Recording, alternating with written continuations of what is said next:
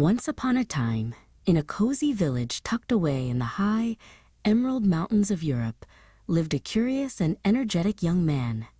The village was a place of magic and beauty, with houses topped by steep red roofs and narrow cobblestone paths that wound like ribbons between the gardens. Every morning, the young man would throw open his wooden shutters, breathing in the scent of fresh pine and blooming jasmine. He was known by everyone for his bright smile and his habit of wandering where others feared to go. One particularly golden afternoon, he decided to venture far beyond the village gates and into the heart of the great whispering woods, where the sunlight filtered through the leaves like scattered jewels. The deeper the young man went into the forest, the more the world seemed to change. The trees grew taller, their trunks wrapped in thick, velvet-like moss, and the air hummed with the soft songs of hidden birds. He found himself in a clearing where ancient gray stones stood like silent guardians.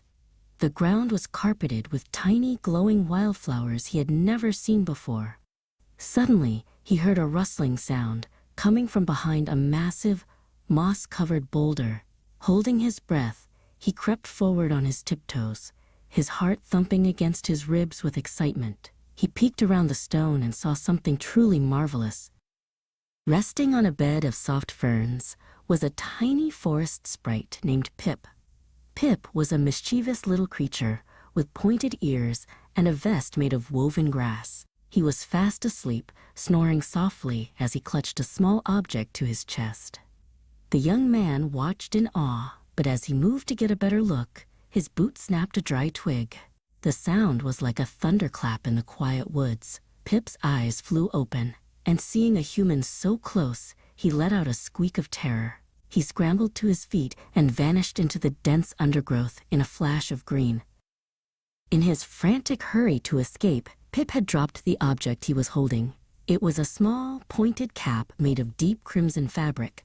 It looked very old, yet it felt as soft as a cloud when the young man picked it up. "What a strange little hat," the young man whispered to himself. He turned it over in his hands, noticing how it seemed to glow with a faint inner light. He looked in the direction Pip had run, but the sprite was long gone. Left all alone with the mysterious treasure, the young man's curiosity got the better of him. The young man slowly placed the red cap onto his head.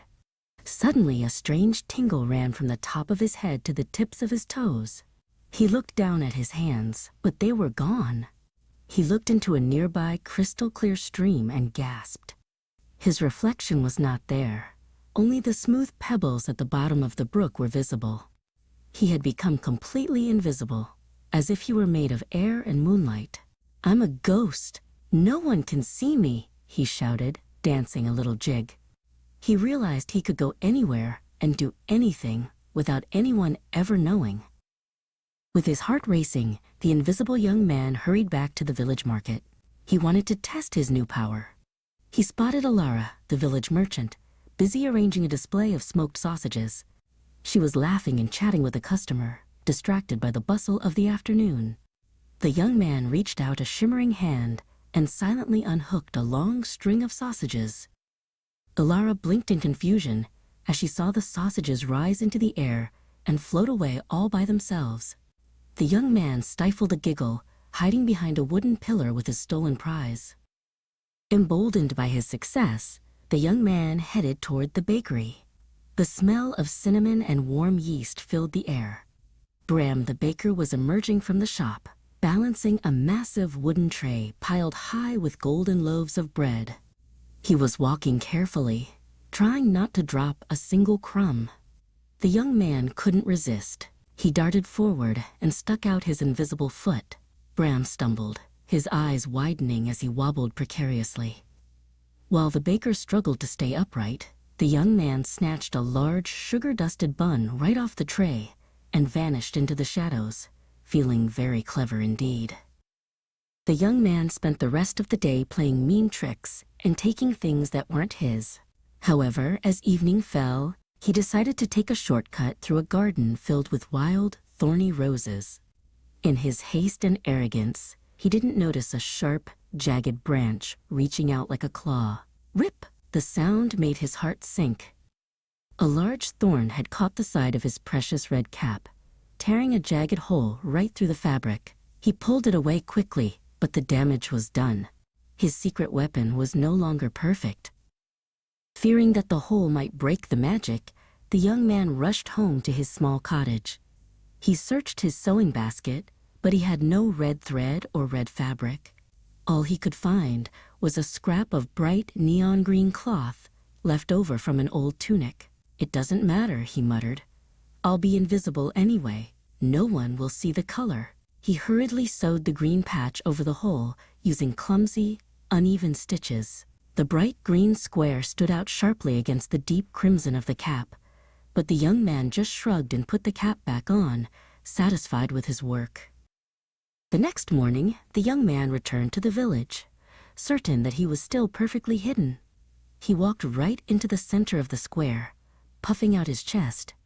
He didn't realize that while his body and the red parts of the cap were invisible, the green patch was not magical at all. To the villagers, it looked as though a small, bright green rag was mysteriously floating through the air, bobbing up and down at head height. He walked past the fountain and toward the fruit stalls, planning to snatch an apple, completely unaware that every eye in the market was now fixed on the floating green scrap. Among the crowd was a young boy named Milo, who had the sharpest eyes in the village. Milo pointed a finger and shouted, "Look, a green leaf is walking." "No, it's a piece of cloth." The young man, hearing the boy, panicked and tried to run. In his confusion, he didn't see a crate of apples in his path. He tripped and went flying, landing in the dirt with a loud thud. The red cap tumbled off his head and rolled across the cobblestones. Instantly, the young man's body flickered back into view. He sat there in the middle of the square, surrounded by the people he had teased and robbed. The young man's face turned as red as the cap. He looked at the angry and confused faces of his neighbors and felt a deep sting of shame. He realized that his fun had caused others a lot of trouble. He gathered the cap and ran back to the forest, finding Pip the sprite waiting by the mossy boulder. "I'm sorry, Pip," the young man said softly, handing the cap back. "I used your magic for the wrong things." Pip took the cap and gave a small, forgiving nod before disappearing. From that day on, the young man used his energy to help the villagers, proving that being seen for doing good was much better than being hidden for doing wrong.